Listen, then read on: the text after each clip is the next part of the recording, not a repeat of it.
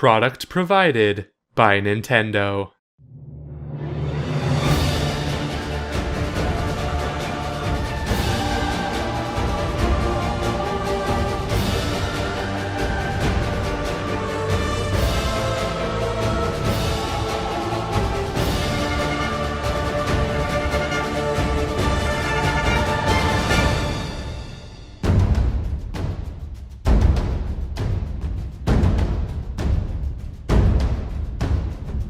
Hello everyone, and welcome to a rather unique episode of Game vs. Game.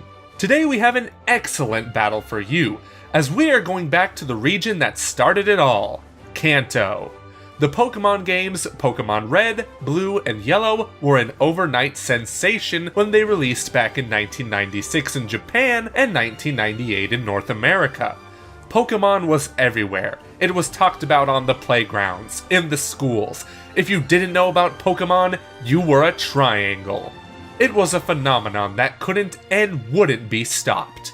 20 years later, that juggernaut is being tested by a new, friendly rival with changed mechanics and impeccable graphics. This game is none other than Pokemon Let's Go Pikachu and Let's Go Eevee. Will the changes be enough to topple the Gen 1 champ, or will they be more of a nuisance than tried and true? We will find out with the following categories: controls, music, gameplay, and bosses. Hold on to your Pokeballs, because this battle is about to break out.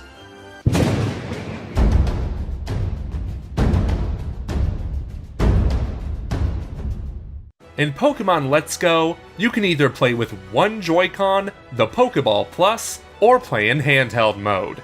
At first we were kinda surprised by the single Joy-Con approach, but then realized it actually makes perfect sense. Having the analog stick and buttons close to each other makes it nice and convenient to use on one hand. This lets you have your other hand free to take an important phone call, have a drink, and wave to people. No longer are both your hands trapped, having to support a console while playing Pokemon, and it's kind of nice. The Pokeball Plus is a great option, because it has all the benefits of a single Joy-Con. With it being round, the buttons are on the side, which makes it nice and simple to use. Let's not forget how you feel like a boss throwing a Pokeball to catch a Pokemon. Oh yeah, that feels good. In Pokemon Yellow, you are restricted to now the old two-handed approach. One hand is supporting the back and on the D-pad, while the other hand supporting the opposite side and pushing the buttons. Pfft, so 2017. This one isn't even close and goes to Pokemon Let's Go.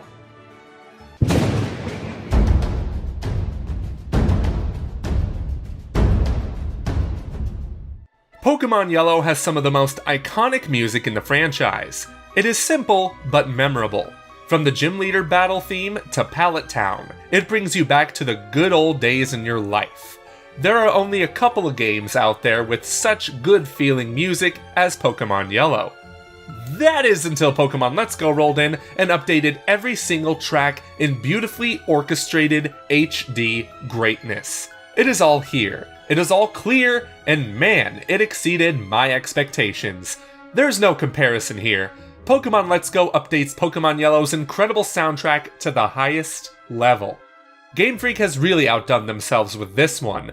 These songs will get you so immersed into this game and make you feel like a true Pokemon master. Pokemon Let's Go wins the music category.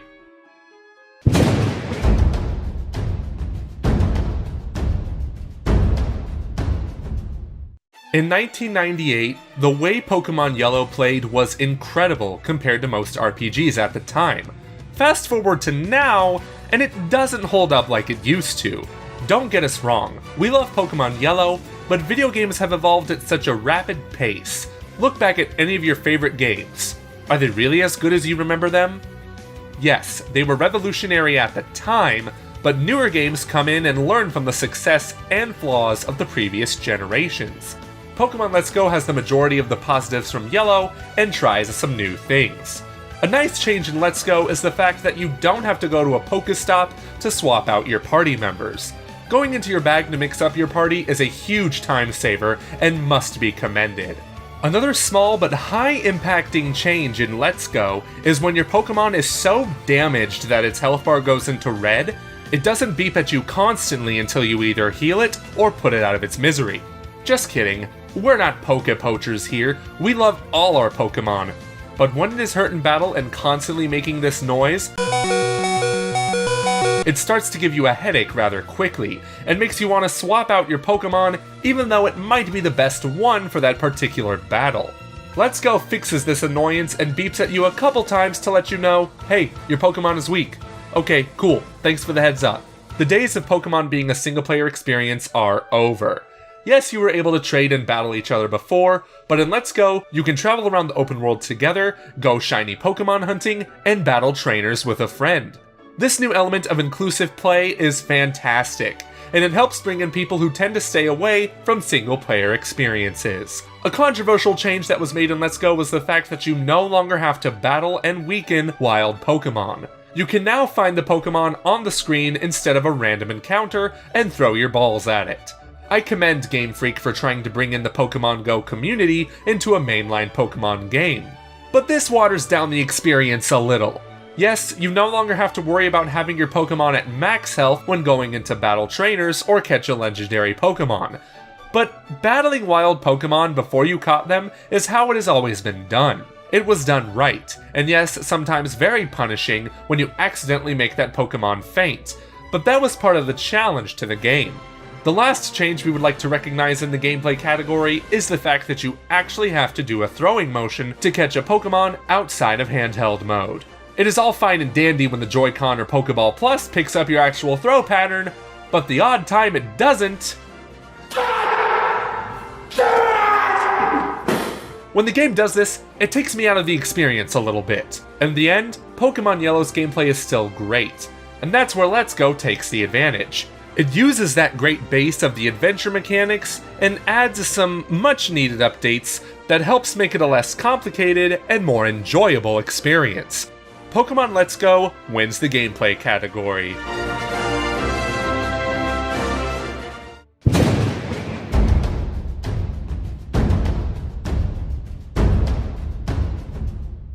In Pokemon Yellow, being able to face and defeat Brock with little to no preparation was impossible. His Onix would crush your Caterpie, snap your Kakuna, and bulldoze your Pikachu.